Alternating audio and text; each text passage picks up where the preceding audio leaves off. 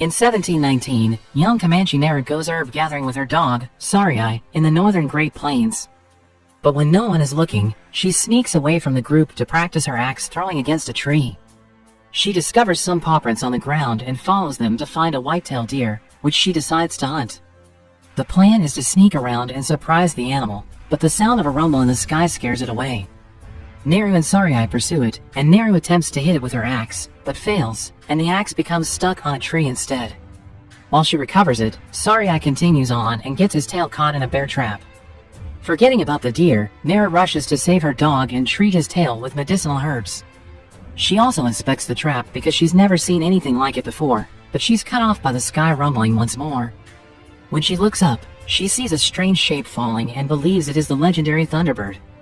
Neru goes to see her brother Tabe, believing this is a sign to finally begin her rite of passage, and asks him to take her with his party the next time he goes hunting, and while skeptical, he accepts.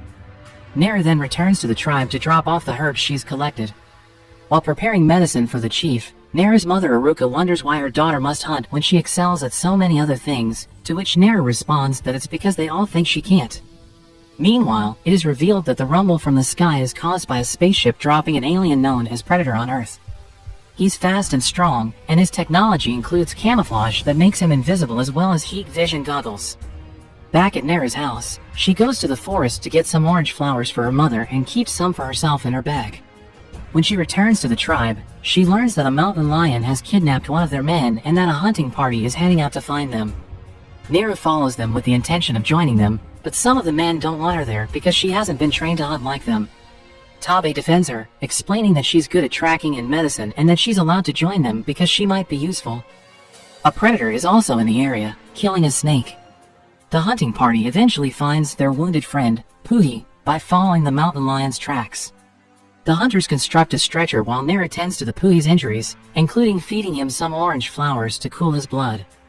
Now that the party is ready to return Puhi, Tabe stays behind to find the mountain lion. Neru wants to stay with him because she believes there is something else besides the lion. Puhi's survival implies that something dangerous must have scared the lion away. Tabe, on the other hand, refuses her and forces her to leave. Neru initially walks away from the party as her brother instructed, but she comes to a halt when she notices some strange things around her: paw prints too large to be bears, a carefully skinned snake, and blood on the top of a tree. She wishes to warn Tabe, so the party sends Pake to protect her while the others return to their tribe. Because Tabe wants to give her the chance she requested, the pair tracks down Tabe and assists him in his hunt for the lion using Neru's plan. While Tabe prepares the bait, Neru and Pake climb a tree to await the lion, which arrives sooner than expected. The lion leaps high enough to knock Pake off the tree and kill him, then leaps onto a branch to pursue Neru. She takes a slow step back as she tries to defend herself with a spear, but she is distracted by the rumble in the sky once more. This allows the lion to pursue her, throwing her off the tree and knocking her out. When Neru awakens, she's back in the tribe, and Aruka explains that Tabe dragged her there.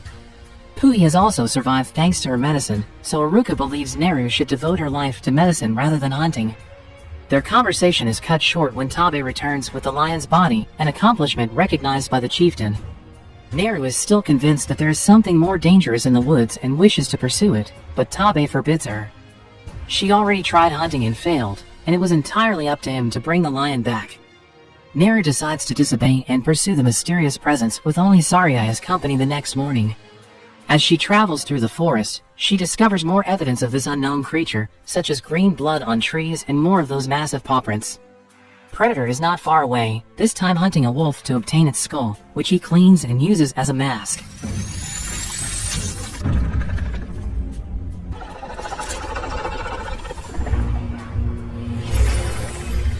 Neru, on the other hand, does not have the same luck with her hunts. Because hitting moving targets is more difficult than hitting a tree, her prey has vanished by the time she recovers her throwing axe. Fortunately, she has an idea. She ties some vines together to make a rope, which she then ties to the axe, allowing her to throw it and immediately retrieve it without losing time. This finally allows her to go rabbit hunting for herself and the dog. Neru comes across a herd of skinned bison with bullets on the ground around them after a long walk. She has no idea what bullets are and believes the strange creature is to blame. She accidentally steps into quicksand as she leaves the area. Fortunately, she still has her axe, so she throws it at a tree, and when it gets properly stuck, she uses the rope to pull herself out. Meanwhile, Predator encounters the bison, who warns him that there are dangerous hunters in the area. Back to Neru, she comes across a grizzly bear that she intends to hunt after washing up in the river. Unfortunately, her belt breaks, allowing the bear to pursue her. Sarai intervenes to distract the beast, allowing Neru to jump into the river and hide beneath a beaver dam. The bear pursues her again, attempting to destroy the dam, but is suddenly repelled by Predator. Neru finally sees the alien thanks to the bear bleeding on him and immediately jumps back into the river to swim away. Predator notices her but lets her go because she isn't dangerous to him. Neru returns to the woods and comes across a search party Tabe has sent to find her while he searches the other side of the river. They don't believe Neru's story because a monster like Wazape would not let her go so easily, and when Neru tries to flee, Wazape leaps on her to stop her. Neru fights valiantly, but Wazape prevails, tying her up and dragging her toward camp. They come to a halt, however, when they hear strange noises and see red lights on Wazape's chest.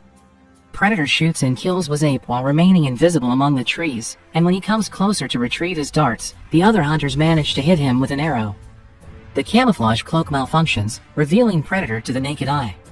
The men charge in to fight him, but Predator is no match for them and easily kills them. While he is fighting, Neru approaches Wazape's body to retrieve her belongings and cut the rope, allowing her to flee. Neru comes across a hunter who had scouted ahead of her in an open field. He wants to fight back, but the red lights begin to appear on his body as well. Neru, now understanding what they mean, begins fleeing as Predator leaps on and kills her fellow tribesmen. She's so focused on the enemy that she doesn't notice a bear trap on the ground and gets her leg caught in it. Predator pursues her while weighing his options, but he abruptly flees when he notices a group of French traders approaching to see who fell into their trap. Neru is knocked unconscious by the traders, and when she awakens, she finds herself in a cage at their camp. Sarai has come to look for her, but he has also been apprehended and imprisoned. Neru notices that all of the traders are dressed in furs, and he realizes that they are the ones who killed the bison. Raphael, one of these men, understands how to communicate with her and requests information on Predator, whom he believes is a hunter looking for the strongest opponent. Neru remains silent, prompting the traders to reveal that they have also captured Tabe and are now torturing him in order to make him smell of blood. Tabe and Neru are then tied to a tree as prey to attract Predator so that the traders can shoot him from their hiding places. However, the traders fail to consider Predator's camouflage, and he approaches them without their knowledge, killing them one by one. When Tabe hears the screaming, Neru explains that Predator doesn't want bait because he hunts differently, and he's always let her go because she's not a threat. Tabe admits that he only killed the lion because he followed Neru's plan, so she did something back then to make her feel better about her hunting abilities. Their conversation is cut short when a Predator roars in rage after his leg becomes entangled in a bear trap. The French traders rush after him, but Predator recovers quickly and, after tossing the trap away, begins killing them with a variety of advanced weapons and a shield that shields them from their bullets. The thrown trap lands near the tree, allowing Neru to cut the rope with it. Tabe, now free, goes to find some horses, and Neru goes to save Sarai, while Predator kills the majority of the remaining men with a grenade. The traders are gathering their belongings to flee the French camp, and they intend to kill Sarai. Neru charges in to fight and kill them all, and after freeing her dog, she sends him to find Tabe.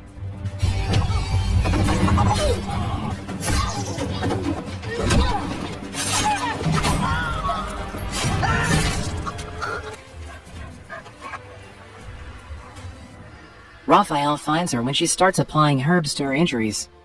He's missing a leg, so he proposes a trade. In exchange for medicine, he'll give her his flintlock pistol and teach her how to use it. Neru accepts and shares her orange flowers with him, as well as the alien technology she discovers on his leg.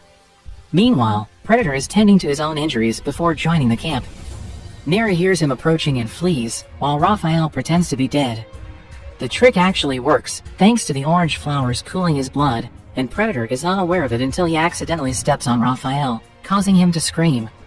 Predator quickly kills him as Sarai arrives to attack, but before the dog can be shot, Tabe arrives on horseback. He manages to hit Predator on the head once, and by riding in circles quickly, he avoids the alien's shots. Neru yells at Predator to distract him after he fails to use the pistol correctly, allowing Tabe to jump off the horse and land a hit on him. Predator and Tabe are now fighting hand-to-hand, and because Tabe is such a skilled warrior, Predator decides to use his camouflage to gain an advantage. He attacks Tabe from behind, intending to kill him, but Tabe refuses and grabs Predator's leg, giving Nera time to flee. Back in the tribe, another search party returns to inform Aruka that they were unable to locate her children. Aruka weeps for them as Nera reaches the river and washes her tears over her brother's death. Sarai finds her and informs her of a Frenchman who is still in the area, so Nera uses the alien weapon he stole from Raphael to knock him out. When he awakens, he finds himself in a camp where Nera is preparing to hunt Predator. She's painted her face and eaten some orange flowers to cool her blood. She's also let the Frenchman keep his pistol, despite the fact that it's empty. His screams, however, attract Predator, who sees the armed traitor as a threat and approaches him to kill him. He completely ignores Nera because he can't see her, so Nera takes advantage of the situation by shooting him from behind. A pistol doesn't kill him, but it causes him to drop the mask, which Nera grabs before fleeing to the area where she's set a trap. Predator follows a trail of blood that Nera purposefully left behind, and when he gets too close, Nera leaps on him and fights him hand to hand. After exchanging a few blows and hiding among rocks to avoid his shield, Nera orders Sarai to run by as a distraction and manages to push Predator into the quicksand she had previously fallen into. This is obviously insufficient to kill him, but Nera is prepared. When Predator reappears and shoots, Nera quickly moves away, allowing the projectile to strike the mask she had left there earlier. This causes the projectile to rebound, killing Predator instead. Nera returns to the tribe the next morning with the Predator's head and the pistol, which is revealed to be Harrigan's weapon from another Predator story. Nera warns her tribe that they must leave before the white men arrive, but first, everyone honors her hunt in the same way they did Tabe's. Unbeknownst to them, more Predator ships are on their way to Earth.